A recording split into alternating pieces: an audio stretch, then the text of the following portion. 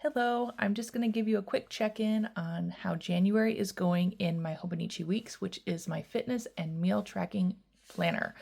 So let's just jump right in.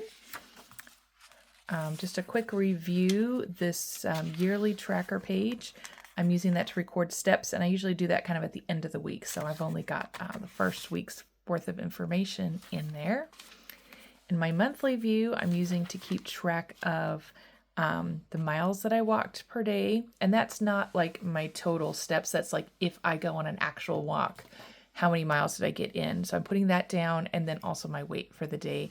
And on the side, I've got a place for measurements, which is something I try and do weekly.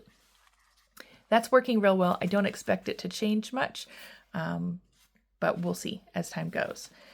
Here is what my weekly view is, since it's horizontal, which is usually a planning style that does not work for my brain at all, but it works really well for tracking meals and macros, which is something that I'm doing right now. So I have a place to write down what I ate and then write down what the macros are here for each meal. And then I add those up and put that over here in this daily average section. And I have a place to get an average for the week. I have not really taken the time to do that, but that would just take a few minutes if I wanted to figure that out. There's also a place down here for me to put a picture of what I look like during that that particular week. And every week I kind of rotate where on the page that's going to be. So because I've printed that on a piece of paper or sticky or something and put that in, it's going to bulk up. And I don't like it when there's a bulk in like one area. So I'm trying to spread it out. This was a good week, first week of December. And then it just kind of, with the holidays, everything got crazy. But here is this week's. And I'm trying to be consistent this year. Consistency is my word for 2025. And so I'm like, you know what? You can do this. So I have been really good this week. I've gotten everything in. I tend to do it at the end of the day. And then I've actually gotten my water in almost every single day today. So this week. So I'm very excited about that.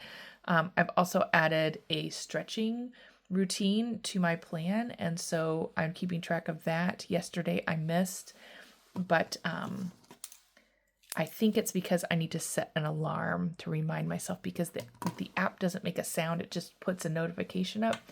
And I don't know about how your phones are, but I'll check my phone at some point during the day and there's like 25 things, and you scroll through them and you can miss stuff easily. So I think I need a set time to have an alarm go off where I have to turn off the alarm and go do it to make that work well for me.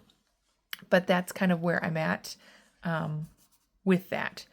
I don't expect this to change much, but I know myself, if I go through and I fill out all of these and get them ready for data, I'll change. I'll decide that this doesn't work for me. I want a drastic makeover, and then I'll have to use a ton of whiteout. So I'm just planning week by week. So what will happen is Sunday, I'll sit down, look at my calendar, figure out what meals we're eating out, what meals we're eating at home, figure out my grocery list, do all that, and just pre-plan this in here, everything but the macros. The macros will come in when I actually eat the meal, because even if I know exactly what they are beforehand, I might not eat that meal or whatever. So what I tend to do, if I know what the macros are for a meal I'm planning to eat, is I will make myself a sticky like this, and I'll show you in the back of the book where I store those.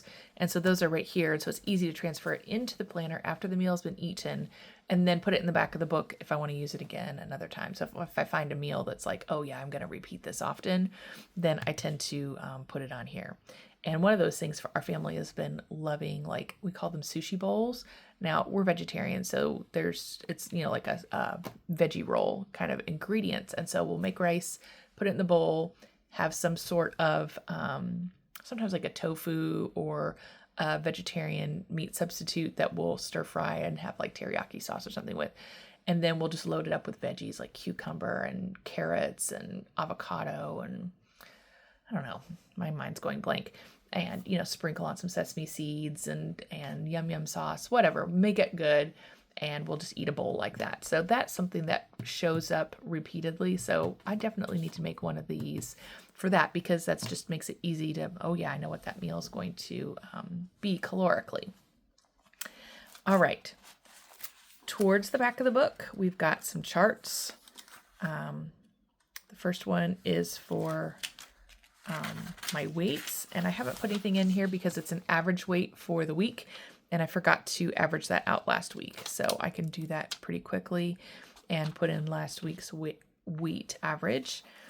And then here, this is measurements. I did do the measurements that I got last week. So that's something that gets updated. I have one for body fat. Not sure I'm going to use it. And then this is just a fun little tracker to look at my daily steps. I'm going to take this out because it's useless now. I thought I would have to average my daily steps to figure out how many miles, which for me is about 2,000 steps. But when it came down to actually filling this out, my watch does give me exactly how many miles I walked that day. So that's not like a walk or a hike. It's just taking my steps and saying, this is how many you've been. And so I'm tracking where I would be on the Appalachian Trail if all the steps I took every day were on the trail. So anyway, that's something I kind of update once a week. So this is last week's information, but I'm excited to do this. My husband's really into hiking, loves the Appalachian Trail. We live very close to it. And so it's something that I hope he will enjoy me sharing with him. And then once I figured out how many pages I would need for that. Here's kind of where I put my little sticky notes with the meals that I like to make. So that is how that's being used. The only other thing I have in here, and I just have a lot of pages for that because, yeah. The only other thing I have is a blood pressure log. I track this in another planner that I use as my daily carry, but this one, I wanted a chart. I just wanted the visualization. So I don't know how well you can see that, but you can see the red is my top number, the blue is my bottom number, and then over here are the dates. So not terribly worried about my blood pressure, but it's been a little bit higher than normal, and so I'm just kind of checking to see if this is normal. And as you can see, it's jumping all over. So I'm curious how that's going to be for a long period of time. Anyway, that's my Hobonichi Weeks I keep wanting to say health and fitness and meal planner. And I hope you enjoyed that overview.